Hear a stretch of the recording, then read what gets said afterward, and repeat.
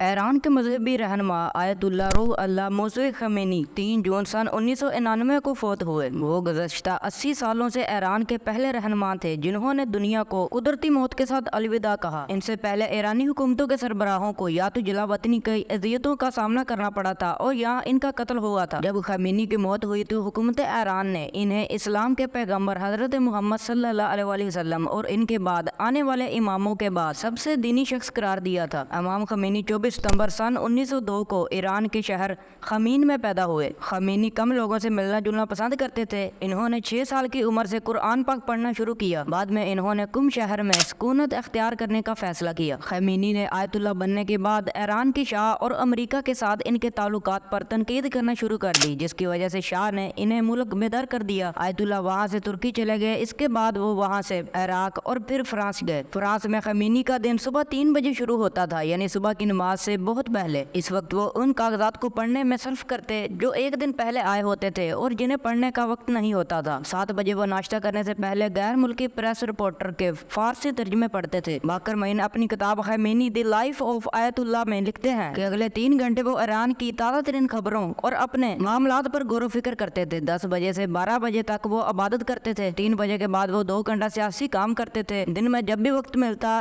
آس پاس کے گاؤں میں سیر کرنے نکل جاتے تھے۔ فرانس میں فراہم حکومتی سیکورٹی کی وجہ سے ایسا بہت کم ہوتا تھا کہ وہ تنہا باہر سیر کے لیے نکل سکے ہوں۔ ان کا دن 9 بجے ختم ہوتا تھا، پھر وہ اپنے گھر والوں کے ساتھ رات کا کھانا تناول فرماتے تھے۔ اس کے بعد وہ غیر ملکی ریڈیو اسٹیشنوں خصوصی BBC کی فارسی سروس سنتے تھے۔ وہ سب سے زیادہ خوش اس وقت ہوتے تھے جب وہ اپنے پوتوں اور نواسوں کے ساتھ کھیلتے تھے۔ اسلامی معاشرے میں خواتین کے کردار کے بارے میں ان کے خیالات کچھ بھی ہوں، خمینی ہمیشہ اپنی اہلیہ اور خاندان کے لیے وقف تھے۔ ان کی بیٹی نے ایک بار ایک ایرانی ٹیلی ویژن کو بتایا کہ انہوں نے کبھی ہماری ماں سے پانی کا گلاس لانے کو نہیں کہا۔ ایران میں سن 1979 کے اوائل میں جو افراتفری پھیل گئی تھی، اس کے بعد اس کی معیشت ٹوٹ پھوٹ کا شکار تھی۔ تیل کی پیداوار شدید متاثر ہو گئی تھی اور ملک کا دارالحکومت تہران بائیں بازو اور دائیں بازو کے درمیان خون ریز لڑائیوں کا مشاہدہ کر رہا تھا۔ اس دور میں ایران کی شاہ کو اقتدار سے ہٹانا خمینی کی ایک بڑی سیاسی کامیابی تھی۔ جب ایران میں انقلاب برپا ہوا تو مغربی ممالک کے لوگوں کو قطعی یقین نہیں آیا۔ اس وقت تک مغربی ممالک ایران کو بہت مستحکم ملک سمجھتے تھے، لیکن شاہ کا تخت چھوڑنا اور آیت اللہ کا وہاں سے مذہبی رہنما بننا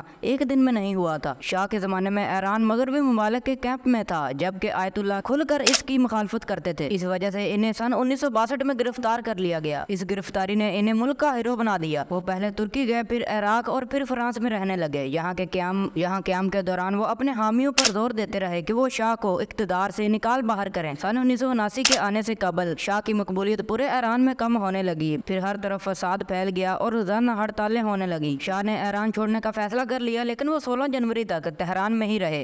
شاہ اتنے دیر تک وہیں رہے کیونکہ وہ شاہی خزانے میں سے کچھ حصہ اپنے ساتھ لے جانا چاہتے تھے۔ محمد ہیکل اپنی کتاب دی ریٹرن آف آیت اللہ میں لکھتے ہیں، در حقیقت وہ زیورات اپنے ساتھ لے جانا چاہتے تھے جو انہوں نے اور ان کی بیوی نے اپنی تاج پوشی کے دن پہنے تھے۔ انہوں نے رائل گارڈ کی ٹولی کو کئی بار اس حکم کے ساتھ بینک بھیجا کہ وہ زبردستی شاہی تجوری کو کھلوانے کی کوشش کرے، لیکن وہ ہر بار خالی ہاتھ واپس آئے۔ شاہی تجوری کو حفاظتی اقدامات کے تحت زمین سے 20 میٹر نیچے بنایا گیا تھا۔ بینک کے اہلکار جو تجوری کھلوانا جانتے تھے وہ غائب تھے۔ آخرکار شاہ کی جانب سے شاہی خزانے کو محفوظ رکھنے کے لیے جو احتیاطی تدابیر دیے گئے تھے وہ ان کے خلاف گئیں اور انہیں ایران سے اپنی جوہرات کے بغیر جانا پڑا۔ ان جوہرات کو اس وقت $500 ارب میں بیمہ کروایا گیا تھا۔ یہ خزانہ آج بھی ایران کے بینک میں محفوظ ہے۔ شاہ نے ایران سے اپنی روانگی کو اس طرح پیش کیا کہ وہ مصر کے سرکاری دورے پر جا رہے ہیں۔ دراصل وہ پہلے اردن جانا چاہتے تھے، لیکن اردن کے بادشاہ نے شائستگی سے اس کی درخواست کو مسترد کر دی۔ شاہ کا وفد سب سے پہلے دریائے نیل پر اسوان ریزورٹ پر پہنچا۔ وہاں بھی انہوں نے اپنے آپ کو حکومت کے سربراہ کے طور پر پیش کیا۔ وہاں انہوں نے سابق امریکی صدر جیرالڈ فورڈ سے بھی ملاقات کی۔ مصر میں 5 دن گزارنے کے بعد شاہ 22 جنوری کو مراکش کے دارالحکومت کے لیے روانہ ہو گئے۔ ان کا منصوبہ یہ تھا کہ وہ 5 دن وہاں گزاریں گے اور پھر امریکہ چلے جائیں گے، لیکن وہاں انہیں اپنے داماد اور امریکہ میں ایران کے سفیر کا پیغام ملا کہ امریکہ نے اپنا ارادہ بدل لیا ہے اور اب وہ ان کی میزبانی کے حق میں نہیں ہے۔ 3 ہفتے بعد مراکش کے شاہ نے اپنے ADC کو ایران کے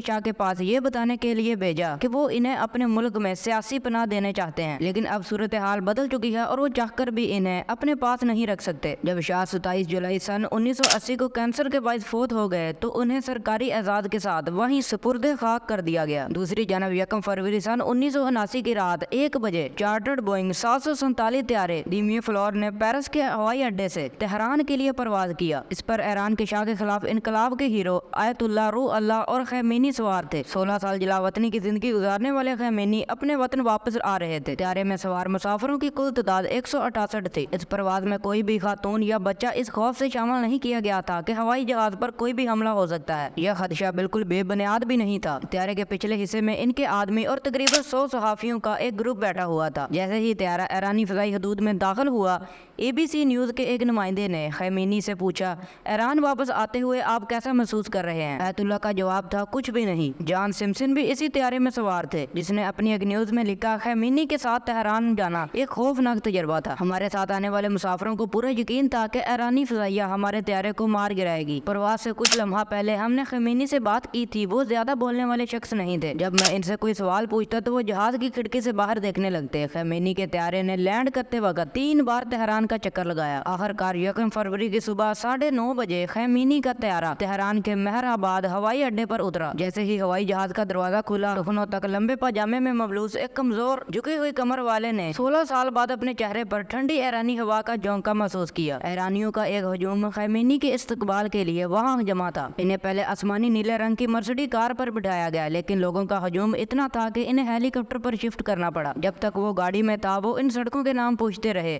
जिनसे वो गुजर रहे थे। जब उन्होंने बरसों पहले तेहरान छोड़ा तो तेहरान और अब के दरमियान बड़ा फर्क था। मोहम्मद हैकल लिखते हैं, बख्तियार ने पूरे मुल्क पर कर्फ्यू नाफिज कर दिया ताकि ये जाहिर हो सके कि इक्तदार पर काबिज हैं। खैमेनी ने जब ये सुना तो जेब से एक कागज निकाला और इस पर फारसी में लिखा, कर्फ्यू पर पैरवी ना करें। इस कागज के टुकड़े को हर टेलीविजन चैनल पर दिखाया गया। इसके फौरी बाद लोग कर्फ्यू के खिलाफ एहतजाज करते हुए सड़कों पर निकल आए। इस दिन ही सड़कों पर इनकलाबों का कब्जा हो गया। बख्तियार ने अपना अहदा छोड़ने का ऐलान किया और रूपोश हो गए। इस दिन के बाद पुरानी हुकूमत से वाबस्ता फौजी अफसरान को गिरफ्तार कर लिया गया। 3 जून 1999 को जब खैमेनी की मौत हुई तो तेहरान रेडियो के प्रेसिडेंटर ने रोते हुए इसका ऐलान किया। मुल्क भर में हंगामी हालत का ऐलान कर दिया गया और टेलीफोन लाइन्स काट दी गई और ईरान की सरहदें सील कर दी गईं। उस वक्त ईरान के सदर रफसंजानी को लगा कि खैमेनी के इस दुनिया से चले जाने के बाद ईरान में इस्तेहकाम आएगा। खैमेनी के जनाजे में लाखों ईरानियों ने शिरकत की। उनकी मैयत को एयर कंडीशन बॉक्स में रखा गया ताकि लोग आखिरी दीदार भी कर सके। एक अंदाजे के मुताबिक खैमेनी के जनाजे में तकरीबन 20 लाख अफराद ने शिरकत की थी। इस वक्त हजूम इतना ज्यादा था कि तेहरान की फायर ब्रिगेड को लोगों पर पानी बरसाना पड़ा ताकि वो दम घुटने से बेहोश न हो जाएं। बिलाखिर इनकी मैयत को हजूम से बचाने के लिए हेलीकॉप्टर लाया गया, लेकिन जैसे ही हेलीकॉप्टर वहां पर लैंडिंग करने लगा तो लोगों ने इनकी मैयत को कब्जे में ले लिया। लोगों में उनके सफेद कफन का टुकड़ा हासिल करने का मुकाबला शुरू हो गया ताकि वो उसे यादगार के तौर पर अपने पास रख सकें। ईरानी मीडिया ने बताया कि इनको सुपुर्द खाक करने तक तकरीबन 10,000 लोग जख्मी हुए और दर्जनों को जान से हाथ धोना पड़ा। नाज़रीन, अगर आज की वीडियो अच्छी लगी हो तो वीडियो को लाइक कर दें, चैनल को सब्सक्राइब करके बेल आइकन प्रेस लाजमी से करना ताकि आने वाली वीडियोस की नोटिफिकेशन आप तक पहुंच सके।